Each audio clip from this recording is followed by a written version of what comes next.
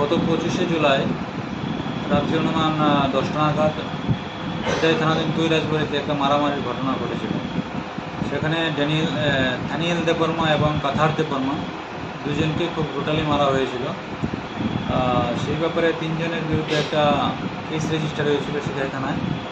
তারা হলো সমরেন্দ্র দেববর্মা, সন্তোষ দেববর্মা এবং রাকেশ দেববর্মা। যাদেরকে মারা হয়েছিল তাদের মধ্যে থেকে একজন থানিয়েল দেববর্মা গত 1/8 এই মাসের 1 তারিখে জিবি হাসপাতালে মারা যায়। তো সেই ব্যাপারে আমরা একটা খুনের মামলা রেজিস্টার করি। তো সেই মামলায় যারা আসামি ছিল তারা পলাতক ছিল। তাদের মধ্যে দুজনকে আজকে আমরা অ্যারেস্ট করেছি। তাদের নাম সমরেন্দ্র দেববর্মা এবং সন্তোষ দেববর্মা। তারা কি মূল অভিযুক্ত? মূল অভিযুক্ত, এফআইআর নাম ছিল তাদের। আর কেউ কি যুক্ত আছে? আরেকজন আছে রাকেশ দেববর্মা, সে এখনও পলাতক। স্যার, দুজনকে আপনারা কোথা থেকে গ্রেপ্তার করতে সফল হলেন? তাদেরকে আমরা আজকে পেশাতক থেকে নিয়ে এসেছি।